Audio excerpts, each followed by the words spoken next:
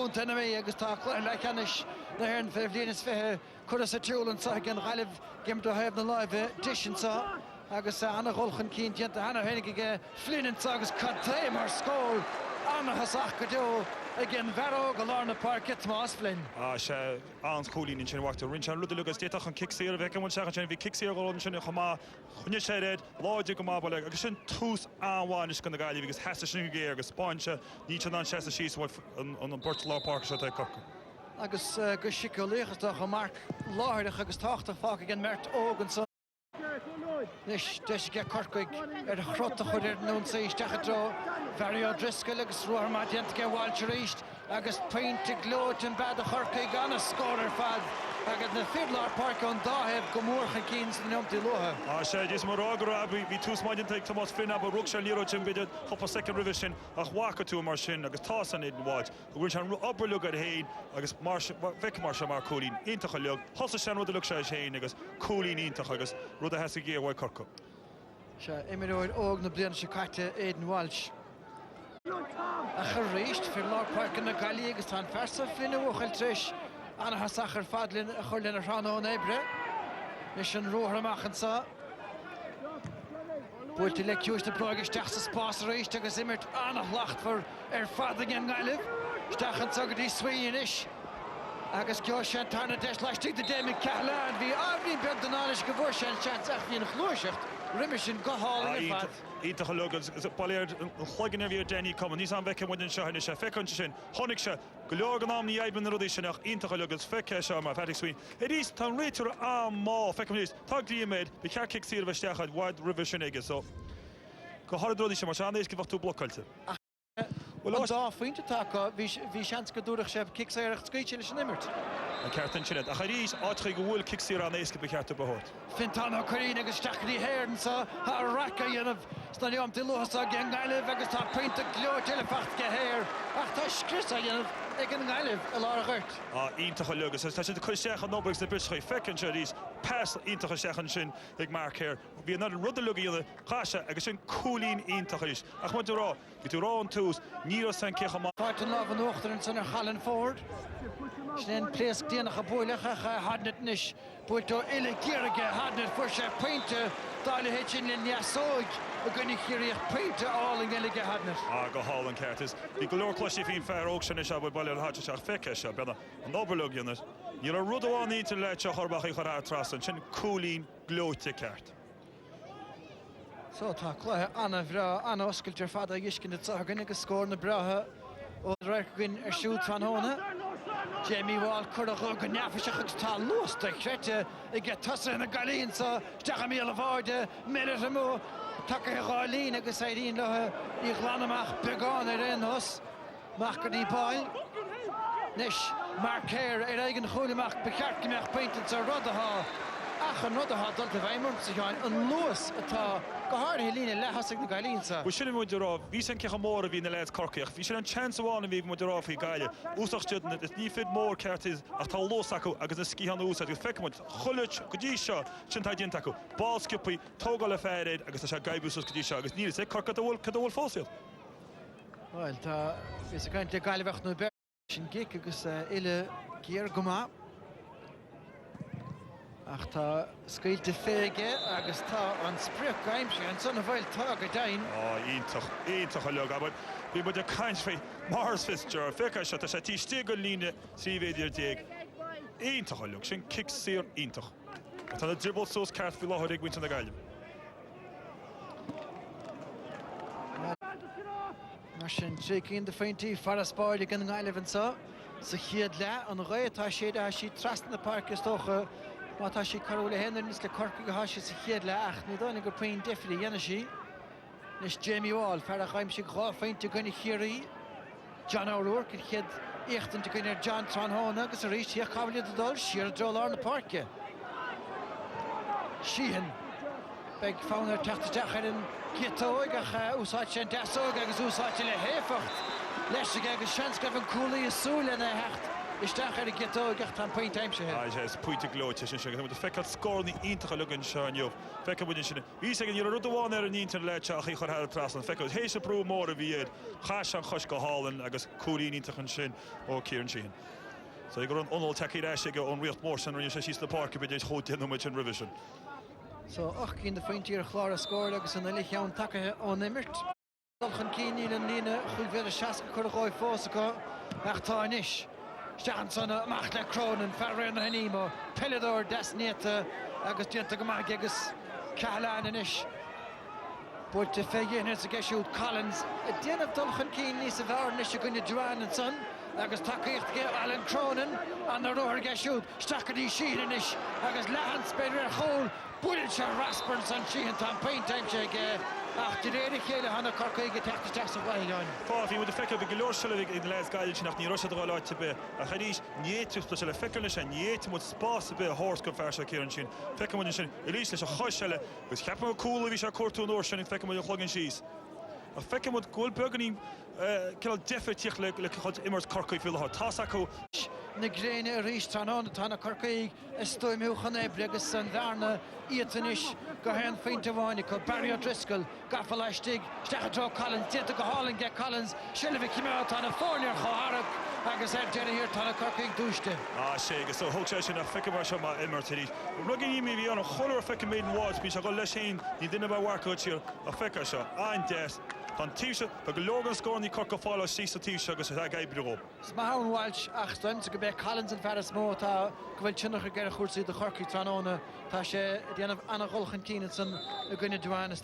Hennig chmead idir Cummins agus an coolan sa buid a trastan bháide Cummins anna festa se sin dartí agus buin si an coolan san hí an ile géir ach ní mór ná gur sé trí chrás na hardin council na bhil. Se buich buttaró héna be ceartó beidir the plebel gan líir de hogas got team pull. It is an over Jenny's Cummins like Honig se bhain se Honig se it is Múil se beidir be spáin se beidir an taithí bhí gur an ógan sin se feic. Ru a ceartó dianta nóir sinna I tíocht. Bit fá Thomas Flynn Bollier is imra maha. A bhí neidir caint ar éidir Walsh dí seo. So sinna fá so go bhfuil Thomas Flynn fiúil háir teidir Collins go feicimhain sin ríist. Nis Walsh so sa jo Chiarán sin an hríanna crothú mórán deacreachtaí de dus na himiróí an sanastig tá sí ó hebh na lábh cléig sin na fiochan de barc agus beisi I gíslú lethe gcónaí stachadí síhan. Dierig Ilini sa bhearach ar brúlis tá saoir si ge agus tá sí cuachta go hálaigh ar fad sin pointed an scansan ag ge fearna sínsir. Sé agus pointí ítach legus feicimid abad ag go tíann sin I ríiste abad cíann sin spáin feicilín sin is abad go fear sínsir se feicinn sin í tead amháinna lehéad. Bhí go mácid se dhéanana thena se amach le na gaiileh Joss mór agus a rís chaasa agus pointe glóite ceart. Die werk héir a hitan sin is na fórne a chur ar chóthach go ríist. Má dhéan sé agus an chumar scéal go le bhhartíanta. Cúlín dé a rí is clufiíntach pelle se de fictí siá de ditar sé chorabá. Colin fachtaige trastan sa go dtí clantaí fer a bhfuil creibh na hens na gaimscoilna le clonna cúiltin Bridge McCarran. Míhall ó léire Stachar ríist an so go dtí Collins agus Driscoll inis agus láirlach bán bíl thug sé féin na chéile Corrigan san anna féintin san níor réon bhíl féin spéidir ar go leistigh dá chéile Corrigan. Sé sannig bud an nóir sin ab rís leis sé dána ar a trastan cúí man sin a rís tá Corca Bolliarta se a spáint inis a bun chohamá tam fuin se rís cholis úr a rihinseid ag na fir cúil gaiileh jofan scór amachcha so ba beganí míteachtar eile má hálan inis cai sé súlháid níos géire chuin na leite mars contortíad. So an chiad scór ge Barry O'Driscoll fear bhaile chlár na gaiileh. Sé cá deacha céidirn tamtí go le fear se fós fi hí mar tá sé funin sí na gaiile heb le tí bliananis go a leid. Seoltas deach an son agus scúrs ní róid sin ó chhlaic an gaiileh an sanach tá báil sé sé hénig go thocrú agus peintena as na raimsún chiad ceanna cosa tarna le agus tá mí ar chothach go réiste teáin. Sé mar tá sé ráit go minicén sa clufa se clufaíntach an se pell oscaite bedáise. Feicimhain sin ríist Obermaid na Conor Darty is chipal so sa lába agus cúí anháin sinnig Michael Boyle. Rís brenach mar chéile céan síhan sa chéad le chaí go glóte agus steach idir ná. Ní haine sé siar an nóir sinnéid, feicimhain seo So you're just asking you have been if I can call lay down on the second chin. So Barry O'Driscoll in a Lahinig den Bark. Reached Osclian, Barna Mamour, Osachorimach, Stachs Boss, Marnaville Collins, Hernashkini, Barry O'Driscoll, Bovahan Pointe, Damerchel, August Hashem, O'Driscoll, Glushach the Hostig, O'Driscoll in a Lahinig den Bark. She had his Shafari Tajan, Rudeluka Kankel, the Hale and Ocean, and Mark Collins. Kahashura to Les Nagaya, John Tudwine, the Wad Niskerison. It is. I want to know about your Driscoll's had a toss. Stachan Tagri man in Cash at score Garten saw. A reached it and watch him out saw Agus Neil on the Glushach non Hoimer non Tishkint against Cheshire Tossi the Galif because he had Hoyam Duke. She's what do you want to fake a Norshmo? If think he's going to get a roll and Nietzsche and Talo Philharop. Sheehan, a Hale Corda Corrage on Hick Pulter and Sprickheim Agus and Varnamir. Ah, kid out on the raw field ledger. Interlook, Chef, it is to a feckle on the Tahiti ledger. Who the bit to score a test when the cocky. Low, you to what Jeremy Fairmanish feel her Thomas Fahy. Hullet, she said, but a larger Lero, Hasha, Jim Coolini into Hunchin. What the bit of 2 hints us test. And out Kaik Failish, Vakur Margaret Hart, the Boy in Ishachta. Qua feintinis scar na bhórna seo agus an chúlamach agus bicart na chuireach sé seo an bhairigh féin spéidir agus tá trícín de feinti idir na fórnanis agus tócha sé aníireacht agus na gaiileh agus táilim. Contact more of a gaile tíos go téad an chlufa, but bhí láthir sin mé an an leis cocha sé stoppala a an síos agus bhí bheice siad a chóganí ag ceachtú chlufa sé. So buirte go John O'Rourke agus Mark Collins reached. Agus Kieran Sheehan a Coy Brew Gadas agus Cahigraph kicks there and Sunnach ta Cheska to Harishigan Maltour John O'Rourke for a Chrohian Deshna Shachasi the Hapu Stolt the Stachiga Mark Collins agus in 3 point to get Collins Hennig agus Sheehan ta Shasha Vorten to call after Shake it's a feckle up a whole mertadi that's what the motion agus Dylan Brando Khoyeska but Shelf that na Khonya Lear Feckum these Collins had in a one because he can't go score some goal had a trust on because when she hollered the head kick into the score into. So the lot to see fog in the park at Patrick Sweeney. You're heading den Schlitter no den Televoit to see hit like a hard haircut. A Shahun Paulinish and a Rahi and Farsa. Trastan Zachov Adler Daherty. Nish Tomas Fahy. Fiachan Jechan Keenig star Roher Manhan.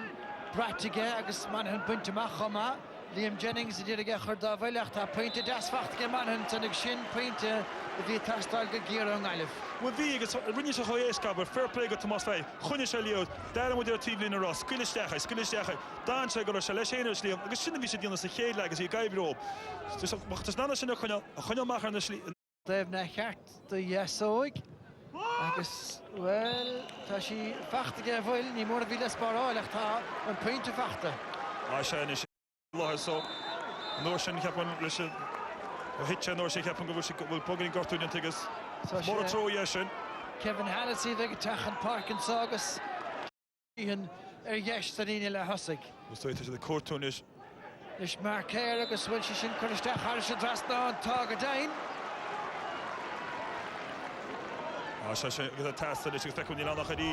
Alan Cronin.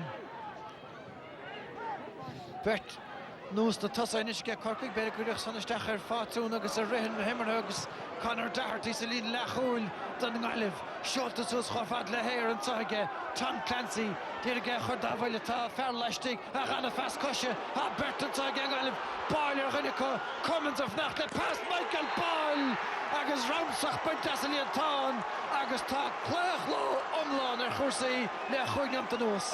She is fair, Mamma cool.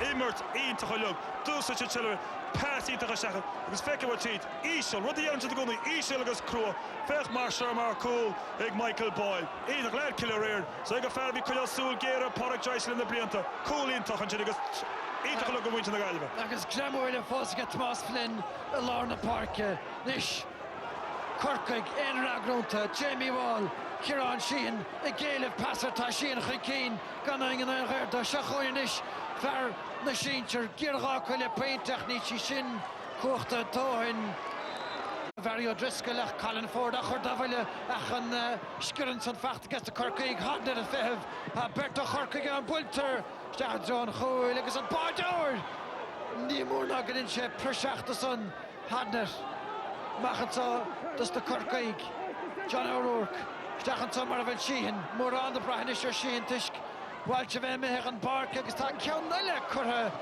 fóraíle gé síhan agus bheachta fingin ruair dénach chutha go bheithes a gon fé ceann second inise tá sé hísantá fún díirech trocha second dalú mar sin ar a glog cad a chur for leis na Corcaig a cosint mar céirn sa tarna lead an scoth geisiú trí cín den neomataí atá fógara fearra a réist bhí deisiige riimiise chuir sé fóraíle an ceanta chur a dirna cúlaí ige Michael Farrar rud a hágan cúl glan an isidir na fórne. Se cúlín an tábhacht an nóirsin go leis a gaid a cúl is idir idir sin agus a bugarín cin ásáhaid an nóir i rísan a ferran as chuna finisteach cúlín tá dinta go minic an club ige cúlín ítach.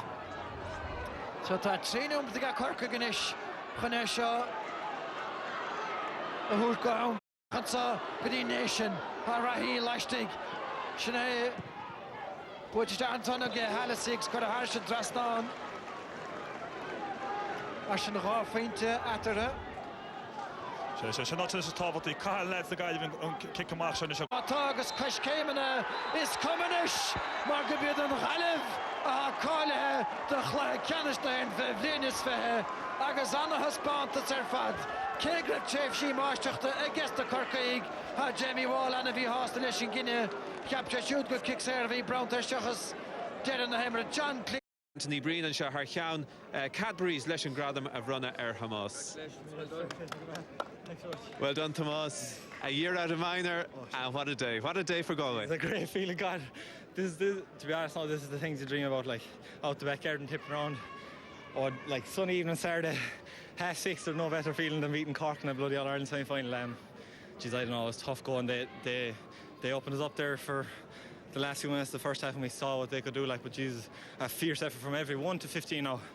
Geez, we knew they were well capable of getting the scores, but we had to put it all into them, and thank God, I can't believe it. And I don't know what to say. Like it's you got a great start with your own point inside 12 seconds, I think it was. I suppose that sort of showed the focus and the determination, I suppose, in lots of ways. And you had to keep a shape, and you couldn't give away cheap frees, and that was something you didn't do throughout the game today. Yeah, no, we knew they had a dangerous free taker, and that if they got soft ball in around the goal, like that they'd take their scores no bother against Kerry. I think Kerry were a bit lackadaisical on the marking in the half back line, full back line, so we knew we had to tighten up there, but I know we just said we wouldn't stand back from the very start, and we go from the once off, and the legs were feeling a bit tired there for 10 minutes to go, but geez, a few boys came on and made the difference, and I can't believe we got over the finish line, and Jesus.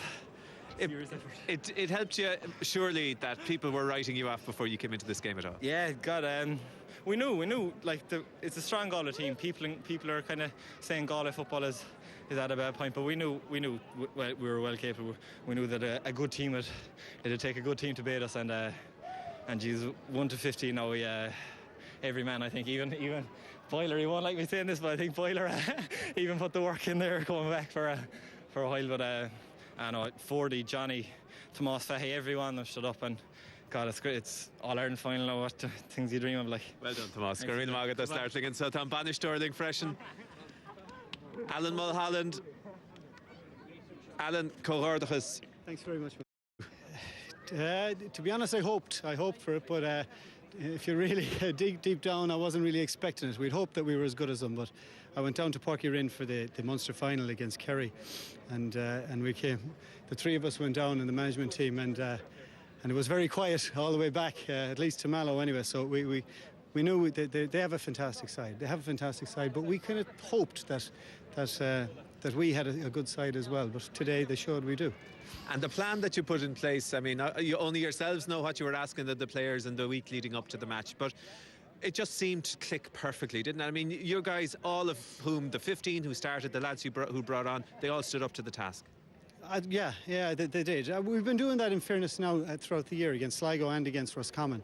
It's just been a good, happy environment, and everybody gets on with each other. And when they get on the pitch, they've put in very, very good shift of work, the whole lot of them. So, we just pick the team. The lads go out and do it themselves, and we've got a bunch here that are working very hard for each other, and we're willing to really grind it out today, which is what we had to do. And you got the magic score, the goal. 10 minutes to go. What a time to get it.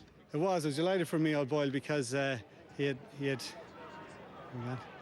Yeah, it was delighted for me, Hull. Let's see this. We'll bring you over Yeah, to get a closer look at. Yeah.